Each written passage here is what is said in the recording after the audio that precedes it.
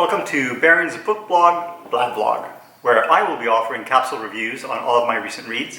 Everything from general fiction to non-fiction, fantasy, sci-fi, horror, mystery, thrillers, graphic novels, and everything in between. Now, you're probably wondering why I'm doing this, and the answer is threefold. First, I'm a voracious reader. Secondly, I'm very opinionated. And thirdly, it's either this or I just head down to my local bookstore and track down salespeople so I can berate them over their dodgy staff picks. So, without further ado, first book up is Then She Was Gone by Lisa Jewell. So this one's a thriller. And starts off with a 15-year-old girl. She goes missing. She tells her mother she's going to come back for some lasagna, never returns home. Police investigation turns up no trace of the girl. And then we pick up the story 10 years later. Her mother, Laurel, still stinging and distraught over the disappearance of her daughter. Her marriage is dissolved. She's sitting in a cafe and she meets a man called Floyd who sweeps her off her feet, invites her back to his place, where she meets Floyd's daughter, Poppy, who bears an uncanny resemblance to her own missing daughter. And so the mystery is, what happened to her daughter and why does this young girl Poppy looks so much like her missing daughter? The problem with this book is that by halfway through the book, or 2/3 of the way through the book, you kind of figure out what's going on, and then you have to wait for the author to catch up, which makes kind of for a very unsatisfying read. No real twists and turns in this book, no real surprises, which is kind of disappointing because, for this type of book, you want at least one surprise. None forthcoming, fairly straightforward. So overall, I'm going to have to say, give this one a not recommended. Next book up is The Feed by Nick Clark Windo. Now, this book came to my attention because I'd heard a broadcaster in the UK had picked up the rights and they dumped a bunch of money on it into it, and there was word that this upcoming series would be the new Walking Dead, and I don't really see the parallels outside of a post-apocalyptic setting. So this book takes place in the not too distant future, and everybody is hooked up to something called The Feed, which is like an internet iCloud where everyone is connected to each other and everything, and becomes dependent on this technology. And then one day, world leaders start being assassinated, and the feed goes down, and society collapses. The story forwards to after the fall of civilization. There's a couple, a man and woman, and their young daughter, and they're struggling to survive. And it's very much like books like The Road or Octavia Butler's Parable of the Sower, where really it's a struggle for survival. In addition, complicating matters is the fact that when people go to sleep, there's a chance that they will be taken over by these entities. Apparently there are these entities that can infiltrate them through the feed, take over their bodies, and cause them to kill their loved ones. So that in a nutshell is the book. I mean, the young daughter goes missing, so the couple have to embark on a journey to find her. Overall, the author creates a very interesting world, very interesting technology, but I had a couple of bumps with this book. Two of the characters that happen to come together by happenstance, it ultimately turns out, are somehow both coincidentally related to the event that precipitated the fall. Another problem I had with the book is that when we get the reveal of who these entities are that are taking over bodies and precipitated the fall of the feed,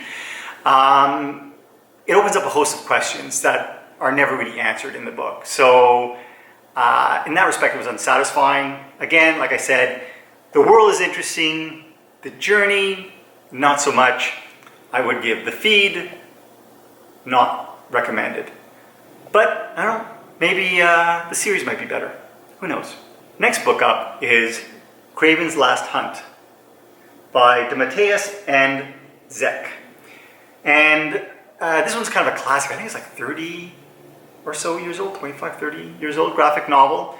And in a nutshell, it's about Kraven the Hunter, who's this Spider-Man villain who is an accomplished hunter, and he decides that he's going to hunt the most dangerous game, Spider-Man. And he does, and seemingly kills Spider-Man, buries him, and then takes over his persona and begins to track down criminals and mete out his own brutal justice. As a psychological profile of Kraven, I think this book is very, very interesting. I think it's very compelling. I was a little disappointed going in cold, never having read it before, that the book is called Kraven's Last Hunt. But it's really not much of a hunt. He actually takes down Spider-Man with relative ease in the first few pages of the comic book, which I found kind of disappointing. And then his ensuing hunt for this other criminal who lives under the sewers of New York called Vermin, I found less compelling. Still, overall, I think this book holds up very well. And if you're a fan of villains like I am, I think you'll like it. So I would give this book a recommended. Next book up is Freeze Frame Revolution by Peter Watts. And those of you who know Peter Watts know he's a very cerebral author. He writes a lot of hard sci-fi. Now this book, unlike a lot of his other books, I think is a little more accessible. It's a novella, so it's a shorter read. Really interesting premise. It involves a ship that's on a 35 million year odyssey. It's out seeding galaxies with wormholes that will be used for interstellar travel. And the ship is operated by an AI called the Chimp. But unlike most AIs that are super intelligent, the Chimp possesses almost like a human level of intelligence and is purposely kept kind of dumb by his creators for some reason. In any case, he has a crew of about 30,000 humans that spend most of their voyage in stasis, but he awakens them around maybe 10 at a time to see to the seeding processes, to deal with ship repairs. And our main character is this woman called Sunday, who is part of that crew. As she comes out of stasis every 10 centuries or so, she begins to talk to the other crew members and notices that some of them go missing, and she begins to suspect that the Chimp is slowly weaning the ship of its crew. So she throws in with some of the other crew members to attempt a revolt. The only problem is, how do you really attempt this revolt if you're only awake once every 1,000 years or so, and in that time the chances of you being teamed up with your former co-conspirators is kind of unlikely. And yet the revolution does kind of build, and in kind of an interesting way. I don't know if I buy all of it. The fact that basically they're able to keep off the Chimp's radar for so long. But it's very interesting. It was a very engaging book. I like the hard sci-fi concept coming from a Stargate world. I love the idea of the wormhole travel. What I didn't like was the epilogue that cast the book in a completely different light. It kind of throws a curveball at you, and not in a good way. So I found the epilogue kind of confusing, and that kind of tainted my enjoyment of the book. Yet, nevertheless, I would still give Freeze Frame Revolution a recommended. My final book today is Every Note Played by Lisa Genova. Now, if Lisa Genova's name sounds familiar, it's because she wrote a book called Still Alice, which was made into a movie with Julianne Moore, and it involves a college professor who is diagnosed with Alzheimer's. And the book focuses on the slow degradation of her mental processes as she struggles to deal with the disease and the effect it has on her family. I thought it was a good book. I didn't love it as much as a lot of other people did, and yet, nevertheless, I picked up Every Note Played, despite the fact that it follows kind of a parallel path. In this case, our protagonist is Richard, who's a pianist, very famous, accomplished pianist, who finds out he's suffering from ALS, Lou Gehrig's disease, and so he's beginning to slowly lose control of his motor functions. And first he can't really play piano anymore, and ultimately progresses to the point where he can't even go out for a walk.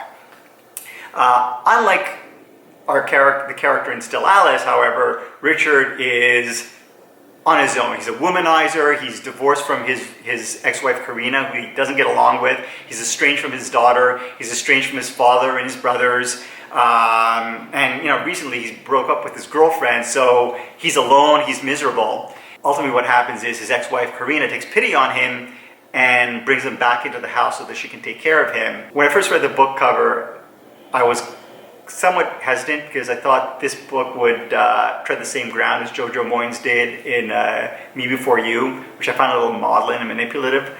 But I was surprised by how grounded and real, emotionally real, this book was in dealing with the fallout of this disease, how it affected their relationships, their already fractured relationships, and really very interesting description of the progression of the disease, which is really terrifying. So, I mean, I have to say I was pleasantly surprised by this book. I hesitate to say pleasantly because there's really nothing pleasant about the subject matter, and yet, I was totally engaged. It was very compelling. Like I said, the characters were very real, very grounded. Actually, I like this one even more than Still Alice. So I would give this particular book a highly recommended. All right, that's it for today. I'll be back maybe a week with some more capsule reviews. In the meantime, if you've read any of these books and agree or disagree, just leave me a note in the comment section. If you have any recommendations for books I should be reading, you can leave those in the comment section. If you have a good recipe for something, you can also leave that in the comment section. Anyways, thanks for watching. We'll see you soon.